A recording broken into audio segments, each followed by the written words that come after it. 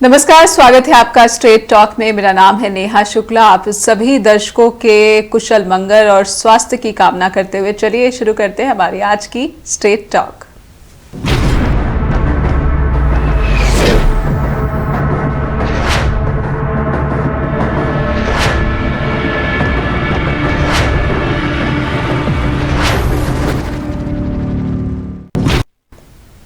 नोएडा में एक दवा बनाने वाली कंपनी है जिसका नाम है मैरियन बायोटेक। इस कंपनी के कफ सिरप को पीने से उज्बेकिस्तान में 19 बच्चों की मौत हो गई है। विश्व स्वास्थ्य संगठन WHO ने कहा है कि मैरियन बायोटेक कंपनी की एम्बुरोनॉल और डॉक्स 1 मैक्स नाम की दवाएं निम्न स्तर सब स्टैंडर्ड मेडिकल प्रोडक्ट्स हैं और इसे पीने से पिछले महीने उज्बेकिस्तान में 19 बच्चों की मौत हुई।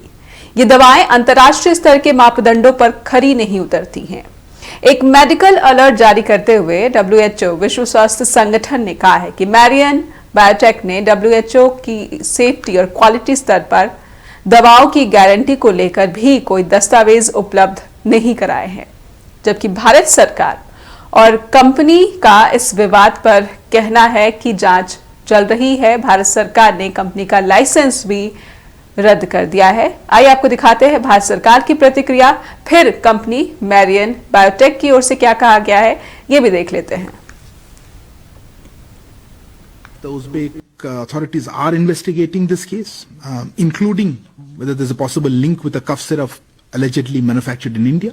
Uzbek authorities have not formally taken up the matter with us. Nevertheless, our embassy has contacted the Uzbek side and is seeking further details of their own investigation. Legal action has been initiated by the Uzbek authorities against some people, including the local representative of the company there. And in that context, of course, we are extending necessary consular assistance. हाँ, definitely जो है government इसमें inquiry कर रही है। जो report सामने आएगी जो हम लोग कोऑपरेट कर रहे हैं। हमारी तरफ से कोई प्रॉब्लम नहीं है। मतलब एज ऑन डेट जो कितने साल से दवाई वहाँ पर आपको बेच रहे थे और अब करीब 10 साल से ऊपर, मोर देन 10 इयर्स जो है।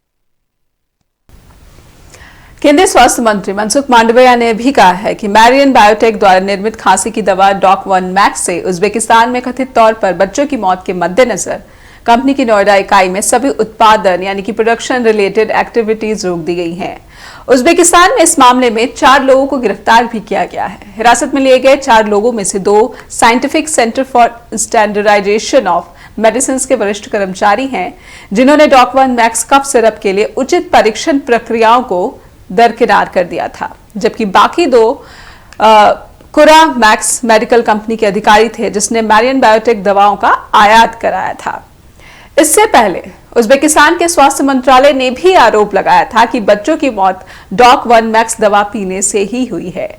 भारतीय वाणिज्य मंत्रालय के तहत आने वाली संस्था औषधि निर्यात संवर्धन परिषद फार्मास्यूटिकल ने भी 30 दिसंबर को मैरियन बायोटेक प्राइवेट लिमिटेड की सदस्यता निलंबित कर दी थी और जानकारी ये भी मिली है कि उज्बेकिस्तान में इस मामले के सामने आने के बाद ही कंपनी के खिलाफ ये कार्रवाई की गई है। उत्तर प्रदेश सरकार के एक अधिकारी ने कहा है कि मैरियन बायोटेक कंपनी भारत में कफ सिरप डॉक 1 मैक्स नहीं बेचती, इसका निर्यात केवल उज्बेकिस्तान को ही किया गया।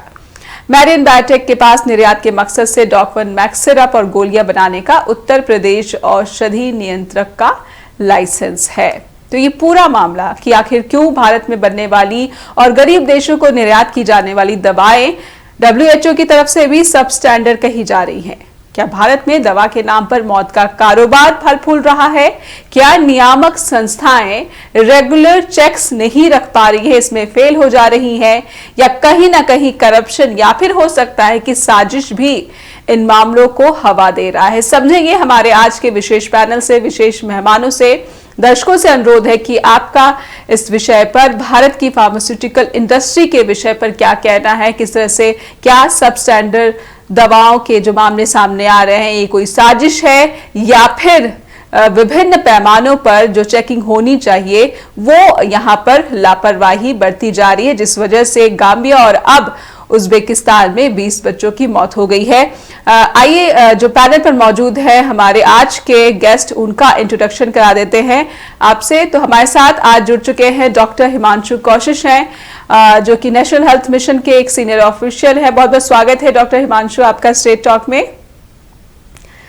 और हमारे साथ हैं अंबुजेश सिंह जो कि मलेशिया से फॉरेन इश्यूज एक्सपर्ट है, साथ ही साथ ट्रेड रिलेटेड जो इंटरनेशनल चीजें हैं, भारत के जो संबंध है उन्हें लेकर भी एक गहरी जानकारी, गहरा अध्ययन उनका है।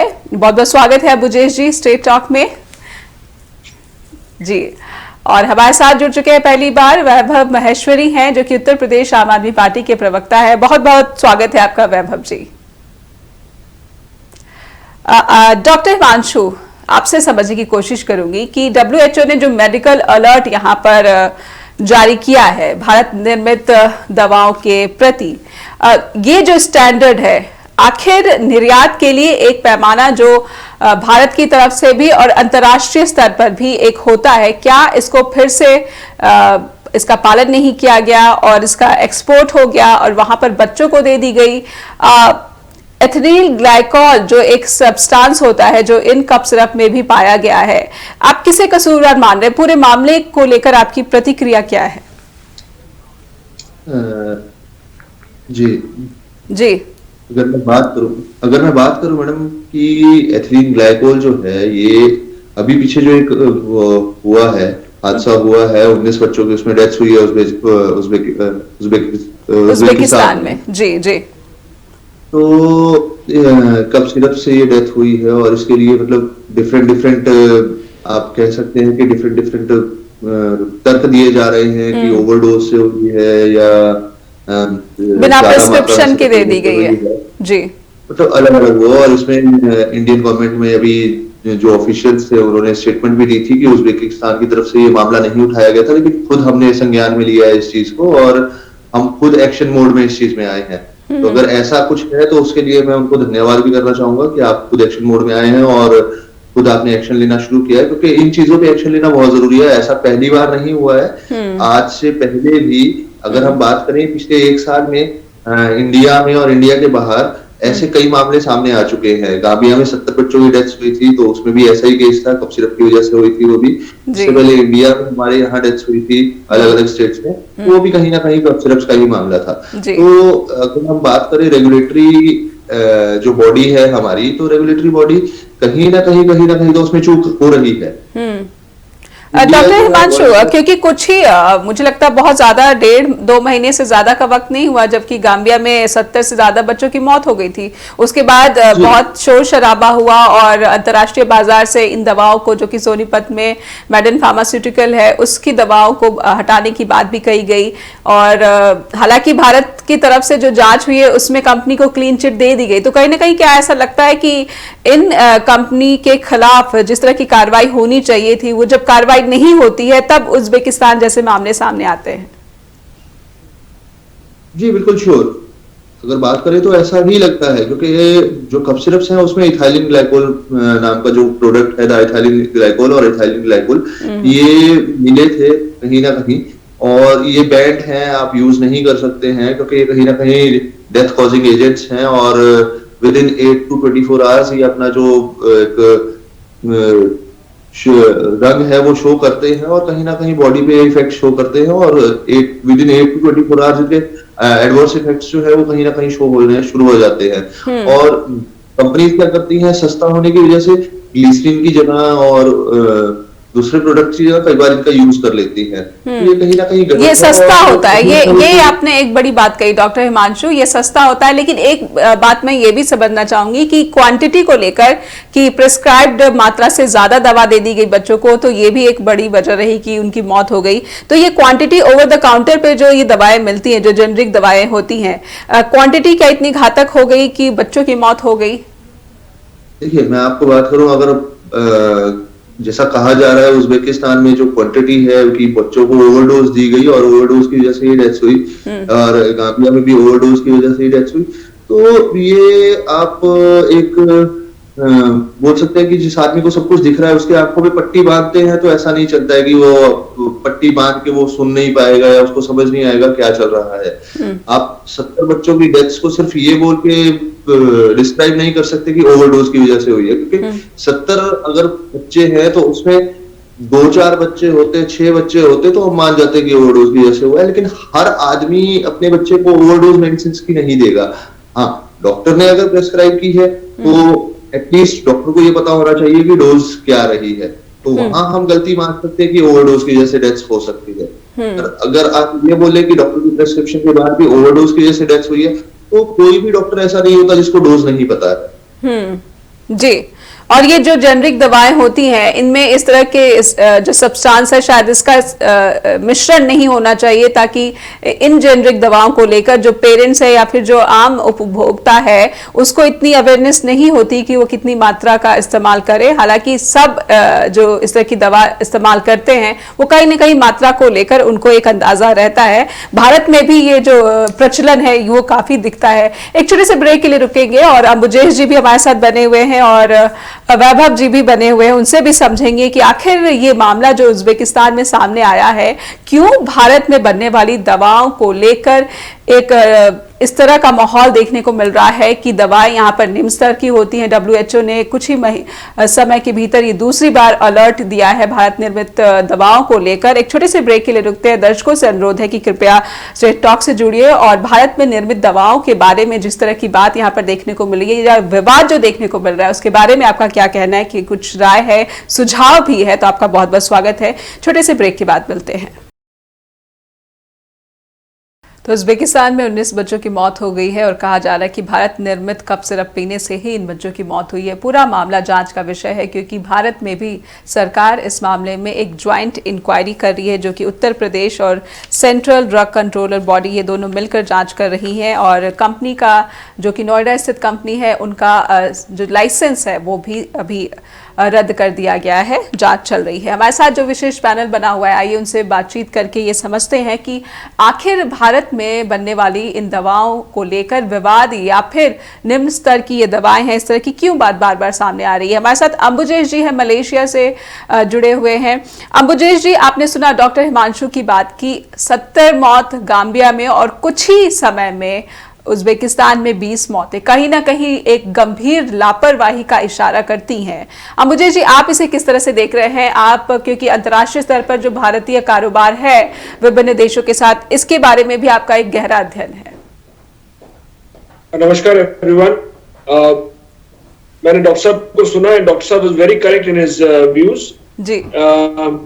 आई have been involved with import of medicines for Malaysia जी।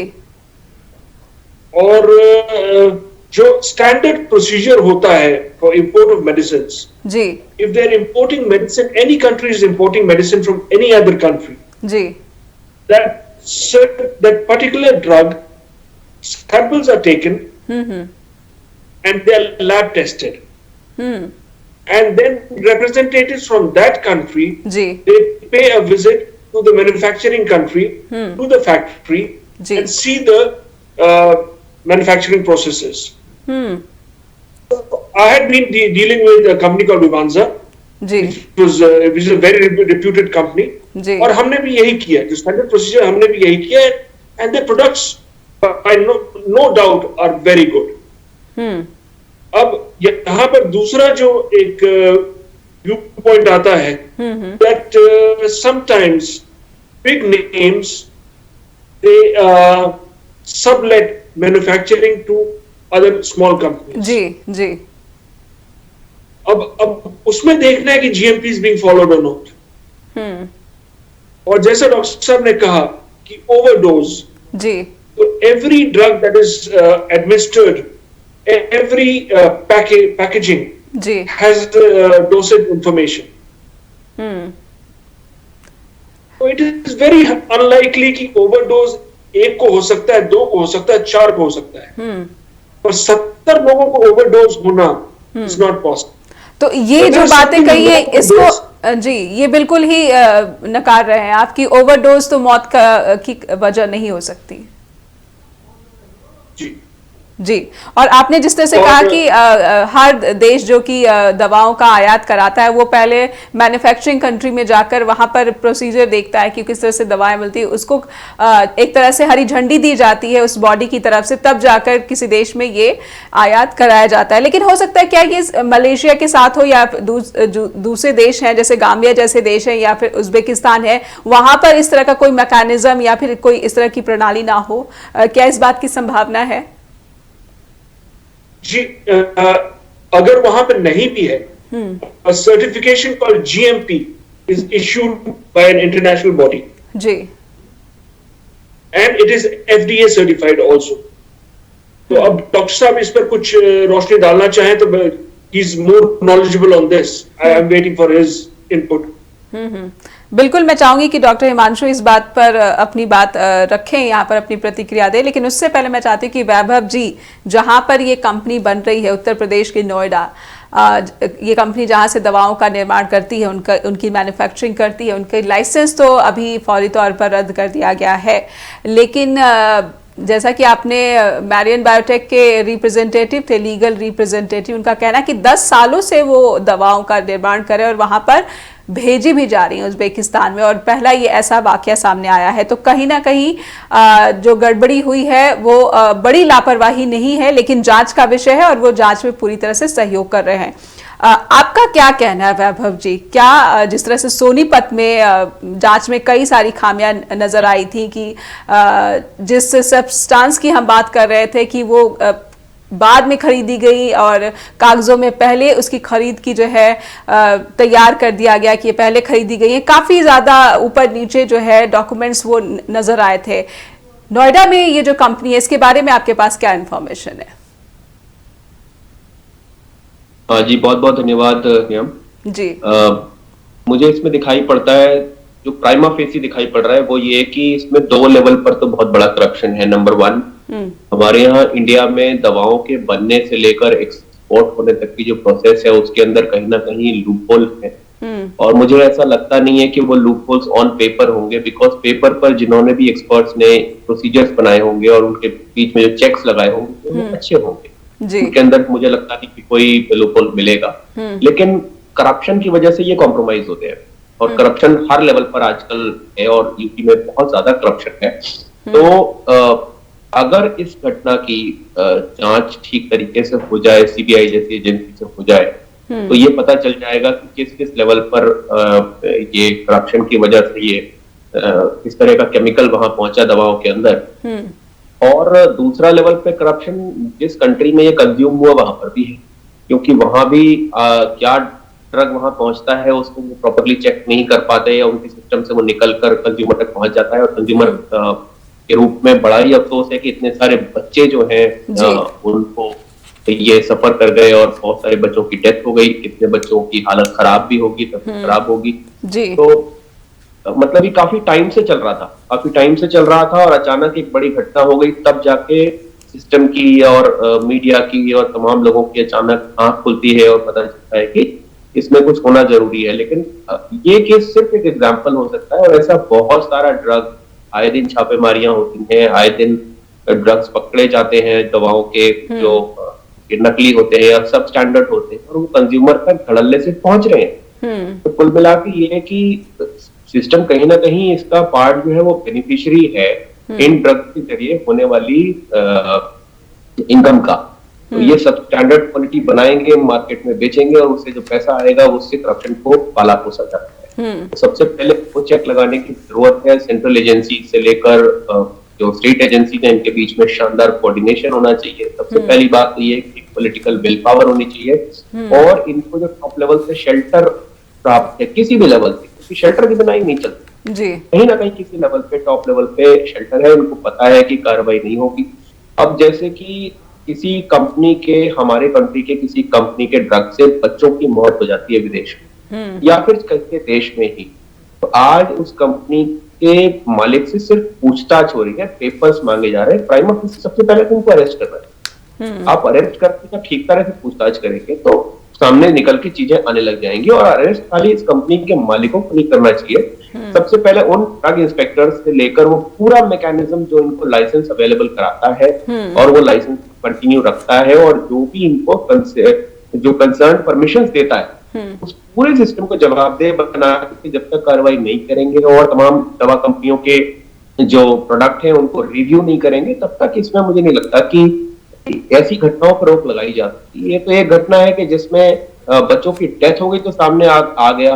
अगर बच्चों की तबीयत खराब हो जाती, वो हॉस्पिटलाइज होते और वो ठीक हो जाते और मे बी ये दवा की जांच नहीं होती तो पकड़ में ही नहीं आता और ये लगातार चलता रहता। तो मेरा कहना ये है, क्योंकि मैं एक पॉलिटिकल पार्टी से आता हूँ, मैं सिस्टम को समझता हूँ, मुझे लगता है कि इसको सिस्टम को जवाबदेह बनाया जाना चाहिए और सिस्टम पे ही सवाल करने चाहिए, ना कि एक कंपनी के लेकर। जैसे कि आप एग्जांपल देखते, कहीं एक पुल टूट जाता है या कोई सड़क टूट जाती है तो हम उस कॉन्ट्रैक्टर को ढूंढने लग जाते हैं, लेकिन पूरा जो मैकेनिज्म होता है वो जिम्मेदार होता है, जो उसको पास करता है, जो उसका पेमेंट करता है, जो उसकी क्वालिटी चेक करता है, सारे के सारे जिम्मेदार है। कोई केस यहाँ पर है ना। कहीं ना कहीं आपका ये कहना है कि कहीं ना कहीं जो एक सेफ मैन्युफैक्चरिंग बना हुआ है भारत में, फार्मास्यूटिकल कंपनीज जो हैं वो थर्ड वर्ल्ड कंट्री में भेज देती हैं और वहां पर अगर इस तरह की मौतें हो जाती हैं तो डायरेक्ट कसूरवार ये कंपनियां नहीं होती, ना ही उनकी अरेस्ट होती है, एक जांच बिठा दी जाती है। तो सिस्टम में करप्शन और इससे रिलेटेड जो चीजें खामियां हैं उसका कहीं ना कहीं फार्मास्यूटिकल कंपनियां जो है भारत में वो फायदा उठा रही है, ये शायद आप कहना चाह रहे हैं। एक छोटे से ब्रेक के लिए रुकना पड़ रहा है वैभव जी, और ब्रेक पर जाएंगे और उसके बाद जब लौटेंगे तो समझने की कोशिश करेंगे डॉक्टर हिमांशु से कि अंबुजेश जी ने जो यहाँ पर फैक्ट्स रखे हैं उसके बारे में उनका क्या कहना है। और दर्शकों से फिर से अनुरोध है कि कृपया स्ट्रेट टॉक से जुड़िए। और ये जो गंभीर विषय है भारत में बनने वाली दवाओं को लेकर, अंतर्राष्ट्रीय स्तर पर भारत का नाम जो है बदनाम हो रहा है WHO की तरफ से। कुछ ही समय के भीतर ये दूसरी बार अलर्ट जारी हुआ है, तो क्या भारत में बनने वाली दवाएं सबस्टैंडर्ड हैं? सवाल बना हुआ है। ब्रेक के बाद मिलते हैं। तो क्या भारत से इलाज नहीं बल्कि मौत का कारोबार चलाया जा रहा है? ये एक गंभीर प्रश्न बना हुआ है भारत में बनने वाली दवाओं को लेकर। और भारत में जिस तरह से दवाओं का निर्माण और उसके बाद निर्यात किया जा रहा है उसे लेकर ये कुछ ही समय के भीतर गंभीर प्रश्न उज़्बेकिस्तान से सामने आ रहे हैं।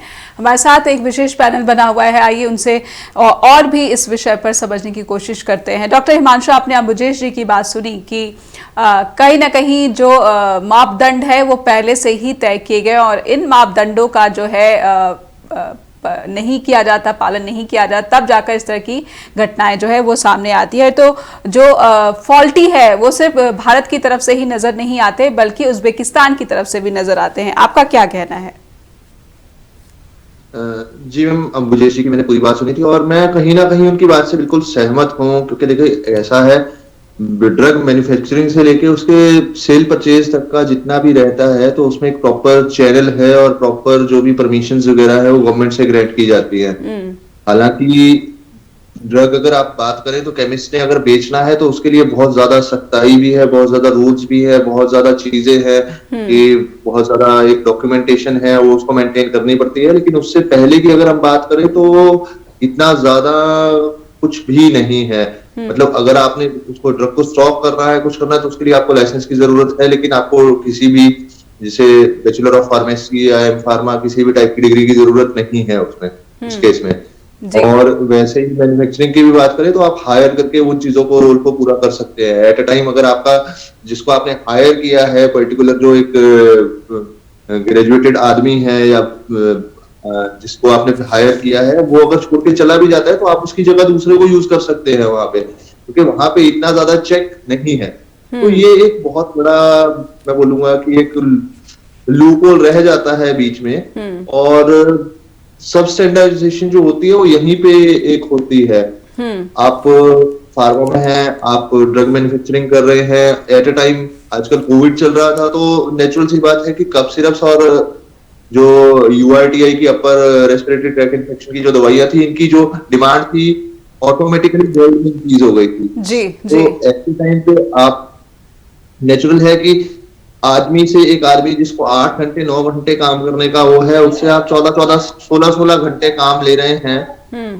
तो कहीं ना कहीं जो है ये सारी चीजें क्या होता है, आदमी छोड़ के जाता है, उसकी जगह आप दूसरा आदमी यूज कर रहे हैं जो कि उस डिग्री में उस चीजों में इतना ज्यादा वो है नहीं, एक्सपर्ट है नहीं, तो वो कहीं ना कहीं जो है वो मिक्सचर कर रहा है। और अंबुजेश जी की बात जो थी वो बिल्कुल सही थी कि सब स्टैंडर्डाइज हो रही है दवाइयां, और जिसका सीधा सीधा इम्पैक्ट जो है वो हमारे इंपोर्ट पे, एक्सपोर्ट पे और फॉरेन अफेयर्स में दिख रहा है। जी, तो इस चीज को रेगुलेटरी बॉडी कहीं ना कहीं इग्नोर कर रही है, जिसका खामियाजा हम उठा रहे हैं। मेन बात यही है। हाँ जी, लेकिन ये नोएडा वाली कंपनी को लेकर मुझे लगता है कि सेंट्रल लेवल पे भी सेंट्रल गवर्नमेंट जो है वो भी काफ़ी सख्त नज़र आ रही है, क्योंकि जो रिपोर्ट सामने आई है उसमें ये भी कहा गया है कि जो जांच हो रही है उसमें अब तक ये सामने आया है कि जिस दवा के सेवन से उज्बेकिस्तान में बच्चों की मौत हुई है DOX-1 मैक्स, उसको पाया गया है कि वो कंटेमिनेटेड थी, यानी कि उसमें जहरीले पदार्थ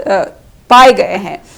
मुझे जी, आपने डॉक्टर हिमांशु की भी बात सुनी, उन्होंने कोविड की भी बात उठाई कि किस तरह से कोरोना काल में कफ सिरप और इस तरह के जो फ्लू और सर्दी जुकाम की जो जेनरिक दवाइयां हैं उसकी डिमांड इतनी ज़्यादा बढ़ गई थी कि भारत में इसकी मैन्युफैक्चरिंग युद्ध स्तर पर, मैं कह सकती हूँ कि युद्ध स्तर पर जो है वो होने लगी है, और भारत को फार्मेसी ऑफ वर्ल्ड की संज्ञा भी दी जा रही है, क्योंकि एक्सपोर्ट में भी लगभग 103% का जो है एक बूस्ट आया है। इसे किस तरह से आप देखते हैं कि क्या डिमांड इतनी ज़्यादा बढ़ गई है भारत निर्मित दवाओं की, क्योंकि फार्मेसी ऑफ वर्ल्ड भारत इसकी संज्ञा खुद को दे चुका है, तो ये बढ़ती डिमांड ने ही क्या सब स्टैंडर्ड दवाओं का जो प्रोडक्शन है वो बढ़ा दिया है? जहां तक डॉक्टर साहब ने जो कहा, he is very knowledgeable on the subject, और उन्होंने बिल्कुल सही कहा जी। और डिमांड जितना बढ़ गया है और जितनी हमारे पास मैन्युफैक्चरिंग कैपेबिलिटी है अंडर द प्रॉपर गाइडलाइंस जी, उससे कहीं ज्यादा डिमांड बढ़। अब हम पर डिपेंड करता है कि हम कितना उसको गाइडलाइंस को कितना फॉलो कर रहे हैं जी। और जो गाम्बिया ये उज्बेकिस्तान में हुआ है, it is not fully our fault जी।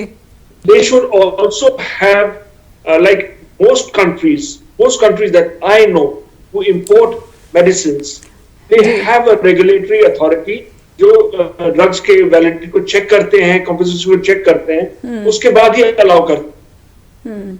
तो अगर ये हुआ है तो इट इज अ मिसफॉर्च्यून। लेकिन अंबुजे जी, कहीं ना कहीं ये जो इंडियन एजेंसीज हैं जो भी मैन्युफैक्चरिंग से रिलेटेड है, उनके स्टैंडर्ड की जो जांच के लिए भारत में जो एजेंसीज हैं, जो एक्सपोर्ट क्वालिटी जो चेक करती है, दवाओं से संबंधित एजेंसीज की मैं बात कर रही हूँ, उनकी छवि अगर खराब होती है तो भारत का जो एक बड़ा रेवेन्यू इस वर्ग से आता है वो धूमिल हो रहा है। और WHO की तरफ, क्योंकि विश्व स्वास्थ्य संगठन है, जब उनकी तरफ से इस तरह के अलर्ट जारी होते हैं तो पूरी की पूरी जो भारतीय इंडस्ट्री है वो कहीं ना कहीं जो है वो बैकफुट पर नजर आती है, और इसका फायदा यूरोप और चाइना जैसे कंट्रीज को मिल सकता है।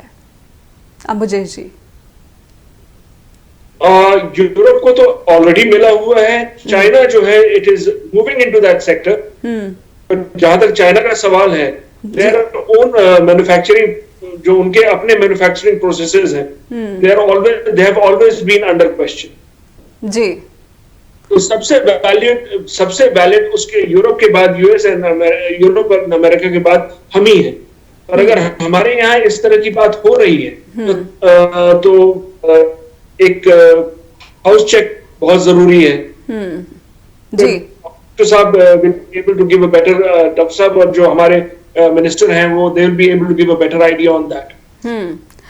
लेकिन अंबुजे जी, उज्बेकिस्तान में जो 4 लोग अरेस्ट हुए हैं उनके बारे में मैं बताना चाहती हूँ कि 2 scientific centre for standardisation of medicine के वरिष्ठ कर्मचारी जो कि उज्बेकिस्तान के हैं, और 2 कर्मचारी उसकी कंपनी के भी हैं जिसने मैरियन बायोटेक की दवाएं जो हैं वो आयात कराई थी। तो कहीं ना कहीं उज्बेकिस्तान में इस मामले को गंभीरता से लेते हुए सरकारी कर्मचारियों और जो कंपनी है उसके कर्मचारियों पर भी आघात हुआ है, उन्हें अरेस्ट किया गया है। लेकिन भारत में इस तरह की अरेस्ट नहीं होती है। जो मैंने देखा कि अभी देश के भीतर भी कुछ इस तरह की मौतें सामने आई थी कुछ राज्यों में। जहां तक मुझे याद है कुछ समय पहले जम्मू कश्मीर में और मध्य प्रदेश में इस तरह की मौतें सामने आई थी। डॉक्टर हिमांशु, अगर मैं सही हूं तो भारत में भी इस तरह की मौतें हुई थी और आपने भी इसका जिक्र किया था। जी मैम, बिल्कुल, इंडिया में भी इस तरह की मौतें हुई थी और जिक्र हुआ था इस बात का। जम्मू कश्मीर में जैसा आपने बताया है, जम्मू में हुआ था ये और MP में हुआ था ये, और तब भी एक काफी बड़ा मसला ये बना था। बट ये है उसके बाद कहीं ना कहीं ये फाइलों में दब गया और एक्शंस में दब गया, उसके बाद कहीं उजागर नहीं हुआ। तो बोल देते हैं, कहना नहीं चाहिए कि पॉलिटिकल विल और हर चीज कहीं ना कहीं हावी हो जाती है हमारे इंक्वायरीज पे, और कहीं ना कहीं ये मामले दब जाते हैं। जी वैभव जी, आपने अंबुजे जी की भी बात सुनी और हिमांशु जी की भी बात सुनी, तो भारत में जो कि फार्मेसी ऑफ वर्ल्ड है और 103% का एक बूम यहाँ पर इस सेक्टर को मिला है, रेवेन्यू जो है वो $42 बिलियन का भारत को मिलता है इस इंडस्ट्री से। इस बीच अगर इस तरह की घटनाएं सामने आती हैं तो आपको क्या लगता है कि सरकार जो है सिर्फ रेवेन्यू की तरफ ध्यान दे रही है और जो मापदंड होने चाहिए या फिर जो इमेज को लेकर एक सीरियसनेस होनी चाहिए वो नहीं दिख रही है, ना ही गवर्नमेंट की तरफ से ना ही जो सरकारी अधिकारी है उनकी तरफ से? वैभव जी, मेरा मानना यह है नेहा कि रेवेन्यू सबसे बाद में आता है। सबसे पहले किसी देश की, किसी कंपनी की इज्जत होती है, तो उसकी ताकत होती है, और इस फ्रंट पे हमने बहुत कुछ खोया है। ऐसे एग्जाम्पल पूरी कंट्री के ऊपर धब्बा होते हैं। होता क्या है कि आज इंडियन कंपनी के वजह से अगर बाहर कोई बच्चे के ऊपर आंच भी आ गई है, उसकी तबीयत भी खराब हो गई, यहाँ तो डेथ हो गई है बहुत सारी, लेकिन अगर कुछ भी हो गया तो ये पूरा देश जिम्मेदार हो जाता है। उस देश के रहने वाले जिम्मेदार हो जाते हैं, उस देश का सिस्टम जिम्मेदार हो जाता है, ना कि सिर्फ वो कंपनी को तो बलि का बकरा बनाया जा रहा है। कंपनी तो उसी सिस्टम के अंदर फल फूल रही थी और उसकी बेनिफिशियरी थी, जो कि सिस्टम उसको अलाउ कर रहा है करप्शन करने, और सिस्टम पूरा का पूरा उस प्रॉफिट का हिस्सेदार है। तो यहाँ पर रेवेन्यू की तो बात भी करना बहुत छोटी बात होती है। Revenue automatically follows the reputation. Reputation का डैमेज यहाँ पर जो हुआ है उसको भर पाना बड़ा मुश्किल होता है। वो सालों तक ये कहते आएंगे ये इंडियन ड्रग है, इसका भरोसा नहीं कर सकते, पिछली बार इसको पीने से बच्चे मर। वहां पर जो मान लीजिए उन उज्बेकिस्तान के जो बच्चे थे जो जिनकी डेथ हो गई, उनके जो अगर इंडियन नेबर्स भी होंगे ना तो उनको भी शर्मिंदगी का सामना करना पड़े होगा ये खबर आने के बाद। अगर हम अपने आप को इसको देखें, हम अगर उनके नेबर होते तो हमें शर्मिंदगी होती जब वो कहते कि इंडिया से आई हुई दवाओं के वजह से ये बच्चों की डेथ। तो ये कहने का मेरा मतलब है कि यहाँ रेवेन्यू की बात भी करना बेमानी है। यहाँ पर रेपुटेशन हमने खो दी है एज अ कंट्री और एज अ सिस्टम, हमने रेपुटेशन खोया है, और इसको रिस्टोर करने का तरीका सिर्फ ये है, मेरे दोनों पैनलिस्ट साथी भी यही कह रहे हैं कि सिस्टम के अंदर जो लूपहोल्स हैं, करप्शंस हैं, उनको खत्म करना पड़ेगा। There are lot of good checks and balances, international level के चेक्स एंड बैलेंसेस यहाँ पर भी डिफाइंड हैं, पर वो कॉम्प्रोमाइज किए जाते हैं, पैसे के जरिए उनको सैक्रिफाइस करते हैं, कॉम्प्रोमाइज कर देते हैं, और कहीं ना कहीं जो जांच है वो शायद लंबी खिंच जाती है, जैसा कि सोनीपत के मैडन फार्मास्यूटिकल मामले में भी जब सामने आया था तो मैंने खुद भी इस विषय में एक अपनी तरफ से जांच की कोशिश की थी कि आखिर क्या चल रहा है, किस तरह की जांच जो है इस कंपनी के खिलाफ की जा रही है। तो बहुत सारे लूपहोल्स भी सामने आए थे कि जिस लेबोरेटरी में एक दिन में रिपोर्ट सामने आ सकती है उसका क्यों 7 दिनों का इंतजार किया जाता है।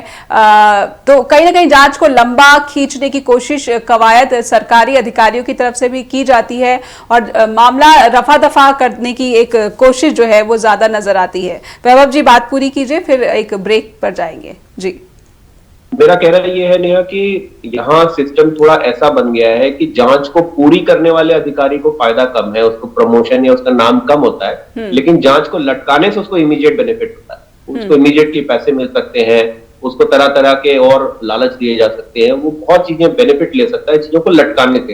ये एक सिस्टम बन गया। पहले जमाने में सरप्राइज होता था कि ये आदमी बेईमान है, ये 100 लोग बीच में एक आदमी को आइडेंटिफाई किया जाता था ये बेईमान है।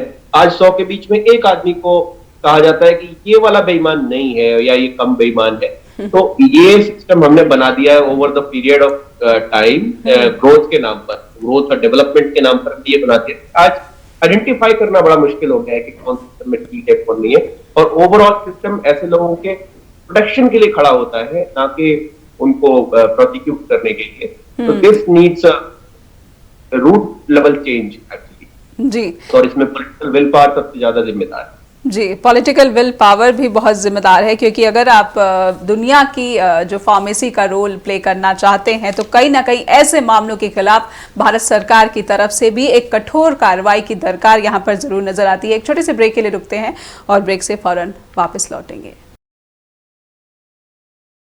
ब्रेक के बाद फिर से स्वागत है आपका। आप देख रहे हैं स्ट्रेट टॉक। स्ट्रेट टॉक में आज हम समझने की कोशिश कर रहे हैं कि क्या भारत में जो दवाओं का निर्माण हो रहा है, उनकी मैन्युफैक्चरिंग हो रही है, ये कहीं ना कहीं जो स्टैंडर्ड है उससे समझौता कर रही है। और WHO ने भी इसी तरह की एक चेतावनी, मेडिकल अलर्ट, भारत की एक कंपनी है उसके मेडिकल प्रोडक्ट्स को लेकर जारी किया है। हमारे साथ विशेष पैनल बना हुआ है। डॉक्टर हिमांशु, मैं आपसे समझना चाहूँगी कि वैभव जी ने कहा कि कहीं ना कहीं शायद कई देशों में ऐसा हो जाएगा कि ये इंडियन मेड मेडिसिन है, भारत में बनी दवा है और इसका सेवन नहीं करना चाहिए क्योंकि इससे कुछ देशों में बच्चों की मौत हुई। और कफ सिरप एक ऐसी दवा जो कि आमतौर पर भारत में भी सर्दी जुकाम, जो कि अब बिल्कुल ही एक कॉमन सी बीमारी है, खासकर कोरोना के वायरस के बाद तो लगभग हर दूसरे महीने तो सभी को सर्दी जुकाम की समस्या आ ही जाती है। ऐसे में भारतीय दवाओं का भरोसा भारत के बाहर भी और भारत के भीतर भी एक प्रश्न चिन्ह तो लग ही चुका है। आप बीइंग अ डॉक्टर, जब अपने जो पेशेंट है या फिर जिस तरह से आप नेशनल हेल्थ मिशन से जुड़े हुए हैं, कहीं ना कहीं आपको ये अंदाजा होगा कि लोग खुद ही कफ सिरप ले लेते हैं और उसका सेवन कर लेते हैं और शायद किसी को ये भी अंदाजा नहीं होता होगा। बड़े स्तर पर मैं बात करूं, तस्वीर अगर बड़ी की जाए कि बड़ी संख्या में ऐसे लोग हैं जो ये नहीं देखते कि किस कंपनी की ये कफ सिरप है, वो जाते हैं और जो काउंटर पर उनको दवा अवेलेबल करा दी जाती है वो खरीद लेते हैं और वही उसी दवा का सेवन कर लेते हैं। तो भारत के भीतर और भारत के बाहर दोनों ही स्तर पर जो है ये समस्या गंभीर है। डॉक्टर हिमांशु। जी नेहा जी, बिल्कुल आपने बिल्कुल सही कहा है कि दोनों ही जगह ये समस्या जो है काफी गंभीर है। अगर बात करेंगे कफ सिरप खरीदने की या कोई भी दवाई है आपको खरीदने की या बेचने की बात करें तो एक प्रॉपर उसके लिए गाइडलाइंस बनाई गई होती हैं सरकार द्वारा भी और नियंत्रक कमेटी जो होती है उस द्वारा भी, जो नियंत्रक बोर्ड रहता है API जो इंडिया में है उसके द्वारा भी। लेकिन कहीं ना कहीं इसकी अनुपालना जो है वो इंडिया जैसी कंट्री में मैं बोलूंगा संभव नहीं है। यहाँ आपको गाँव से लेके और दूर दराज के क्षेत्रों से लेके और शहरों तक में जो दवाइयों को बेचने का ढंग है या जो खरीदने का ढंग है वो आज भी वैसा ही चला आ रहा है जो पहले था। तो उसमें कोई ज्यादा सुधार नजर नहीं आया है। हालांकि कहा जाता है कि विदाउट डॉक्टर की प्रेस्क्रिप्शन आप दवाइयां नहीं खरीद सकते हैं या नहीं बेच सकते हैं, लेकिन फिर भी आज भी क्वैकरी का ज्यादा चलन है इंडिया में कि सेल्फ मेड डॉक्टर्स जो हैं वो दवाइयां बेच भी रहे हैं, दवाइयां दे भी रहे हैं लोगों का इलाज भी कर रहे हैं और कहीं ना कहीं लोग उनसे दवाइयां लेकर खुश भी हैं क्योंकि अगर हॉस्पिटल जाना पड़ता है तो वहां 100-200 रुपए पर्ची के खर्च के लाइन में लगना पड़ता है और उनके पास जाते हैं 20-30 रुपए में दवाई आराम से मिल जाती है। और इसी की वजह से जो है कहीं ना कहीं कहा जाए तो जेनरिक मेडिसिन, सरकार कहती है जेनरिक मेडिसिन पर आप बढ़ावा दीजिए, जेनरिक मेडिसिन को सस्ती है जेनरिक मेडिसिन, लेकिन कहीं ना कहीं उसी की वजह से जो है एक जो सब स्टैंडर्डाइजेशन जो हो रही है उसको एक पुश मिल गया है। हो रही है जी, आपने बहुत बड़ी बात कही है। जी, बात करेंगे इंटरनेशनल लेवल पे तो हर कंट्री का, जैसा कि अमितेश जी ने भी कहा था कि हर कंट्री का अपना एक रेगुलेटरी बोर्ड रहता है, वो चेक रखता है कि जो एक्सपोर्ट हो रही है दवाइयां उसमें क्या है और क्या वो सब स्टैंडर्ड लेवल की तो नहीं है। लेकिन कहीं ना कहीं वहां भी उनके लेवल पर हमारे से ज्यादा चूक हो रही है। जो ऐसी अगर सब स्टैंडर्ड दवाइयां वहां पहुंच रही है और बिक रही है तो उसके जो उनकी कंट्री में है वहां पे ज्यादा चूक हो रही है। तो ये जो है थ्रू आउट वर्ल्ड एक प्रॉपर चेक रखना बहुत जरूरी हो जाता है। अब अगर मैं बात करूं तो आए दिन न्यूज़पेपर में देखने को मिल जाता है कि इंडिया की इतनी दवाइयां अमेरिका ने बैन की। अभी पीछे शायद हफ्ता पहले की बात है, नेपाल में इंडिया की 13 मेडिसिन जो है वो बैन हुई हैं। तो काफी बड़ी कंपनीज की मेडिसिन भी बैन हुई हैं। तो ये एक झटका है हिंदुस्तान के लिए जिसको कहीं ना कहीं कंट्रोल करना जरूरी है। और ये स्टैंडर्डाइजेशन जो है मेडिसिन की जो चल रही है, क्योंकि मेडिसिन जो है ये जान बचाने के लिए होती है, जान से खिलवाड़ करने के लिए नहीं होती है। तो इस पे नियंत्रण करना बहुत जरूरी है ताकि एक अच्छी दवाई जिससे आदमी को आराम मिल सके वो लोगों को टाइम से मिल सके। ऐसा ना हो कि आप दवाई की जगह जहर ले रहे हैं। जी, लेकिन नेपाल का जो आपने जिक्र किया, नेपाल पे किस तरह से चाइना का जो है इन्फ्लुएंस जो है काफी ज्यादा है, भारत से संबंध जो है नेपाल के अब उतने बेहतर नहीं रहे जितना कि नेपाल चीन के नजदीक चला गया है। तो चीन की तरफ से साजिशों का भी इशारा काफी बार किया जा चुका है, और अमेरिका की बात कही, उसमें भी कोई दो राय नहीं है कि वहां पर भी भारत की बनी दवाओं के खिलाफ जो है कार्रवाइयां की गई हैं। अंबुजेश जी, लेकिन क्या इस बात से भी इनकार किया जा सकता है कि जिस लेवल पर भारत की दवाओं का एक्सपोर्ट बढ़ा है, कहीं ना कहीं जो अंतर्राष्ट्रीय स्तर पर जुड़ी कंपनियां हैं इस इंडस्ट्री में, वो भारत की इमेज को अगर नुकसान पहुंचता है तो सीधा फायदा उनको होगा, और अंतर्राष्ट्रीय स्तर पर भारत की साख जो है वो बहुत मायने रखती है। अंबुजेश जी, आपने बिल्कुल सही कहा नेहा जी।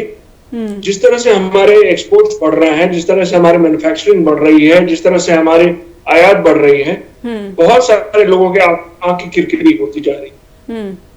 और जैसा डॉक्टर साहब कह रहे हैं, हमारे मिनिस्टर साहब कह रहे हैं, but I would like to put in one point जी, ये फार्मास्यूटिकल जो है यहाँ पे चेक्स बहुत ज्यादा है, और अगर कहा जा रहा है कि 70 लोगों की मौत हो गई, इट शुड बी वेरीफाइड कि इसी मेडिसिन से हुई है, किसी और चीज से हो रही है जी, before pointing a finger at the Indian manufacturing and the Indian companies. तो ये भी बहुत जरूरी है कि हम जरा इसको वेरीफाई करें कि ये डेथ्स कैसे हुई। हमारी टीम को जाना चाहिए वहां जी। हमारी टीम गाम्बिया में गई थी, और लेकिन वहां पर फिर क्लीन चिट भी जो है वो दे दी गई। तो भारत की तरफ से ये प्रयास हुए हैं अंबुजेश जी, और मैं चाहूंगी समय बहुत अब सीमित रह गया है। वैभव जी, आपसे भी एक कंक्लूडिंग रिमार्क लेना चाहूंगी कि भारत में जो ये स्थिति बनी हुई है, इसे लेकर आपकी एक कंक्लूडिंग रिमार्क, कंक्लूडिंग टिप्पणी क्या है? वैभव जी। जी नेहा, मेरा कहना यह है कि इंडिया का नाम इस समय इस देश का नाम इस समय पूरे विश्व में बहुत ही इज्जत के साथ में लिया जाता है, खासतौर से तब जब हमारे यहाँ के लोग डॉक्टर्स, इंजीनियर्स पढ़ के बाहर जाते हैं और बाहर की बड़ी बड़ी कंपनीज में सर्विस देते हैं। और इस तरह की छोटी सी नेग्लिजेंस या कह लो कि बहुत बड़े करप्शन के किसी जगह पर बैठने से और देश का नाम खराब होता है, तो उन सबकी मेहनत को, उन सबकी इज्जत को धक्का लगता है। गवर्नमेंट को इस बारे में सीरियस होना चाहिए। छोटे से मुनाफे के लिए बड़ी बड़ी चीजें खो देना, यानी कि इज्जत है तो सब कुछ है, कंट्री की इज्जत है तो सब कुछ है। तो इसके ये दोनों चीजों को देखना चाहिए कि लॉसेस बहुत बड़े हैं, गेन बहुत छोटे हैं। इन चीजों को खत्म करके अब इंटरनेशनल लेवल पे हमें अपनी पहचान बनानी है। तो उसके लिए सबसे पहले कॉम्पिटेंस, और सबसे पहले कॉम्पिटेंस और वो भरोसेमंद जो होना होता है कंट्री के प्रोडक्ट को, बिल्कुल वो उसको इंश्योर करना पड़ेगा। उसके लिए सबसे बड़ी चीज होती है पॉलिटिकल विल पावर, और करप्शन पे पूरी तरह से चेक लगाना पड़ेगा। और इस घटना में जो भी दोषी हैं, इस घटना में जो भी टॉप टू बॉटम या इस तरह के और भी फार्मा लाइसेंस में जहां भी करप्शन मिलते हैं, उनको सबसे पहले बहुत ही मतलब सीरियस धाराओं के अंदर करना चाहिए और उनको प्रोसिक्यूट करना चाहिए। मेरा ये कहना है कि तभी जाके हमारे लोग सेफ हो पाएंगे, और तभी हमारे रेपुटेशन आप, सबसे पहली बात तो लाइफ सेफ होगी, और लाइफ सेफ होगी तो हमारे प्रोडक्ट अच्छे होंगे, और तब जाके बहुत बहुत धन्यवाद जी वैभव जी, बहुत बहुत धन्यवाद। बहुत बहुत धन्यवाद अंबुजेश जी आपका भी, और डॉक्टर हिमांशु आपका भी, कि आप लोगों की बातों से ये समझने में आसानी हुई, मदद मिली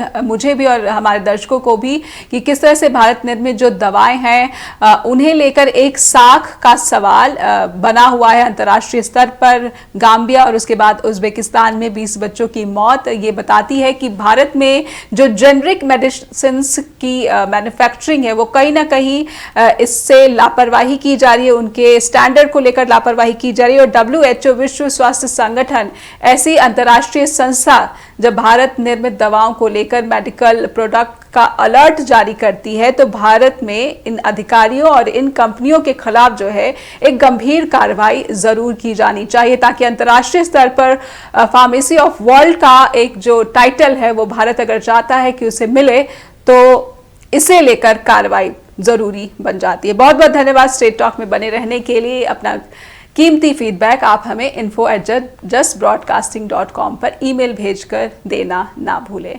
नमस्कार।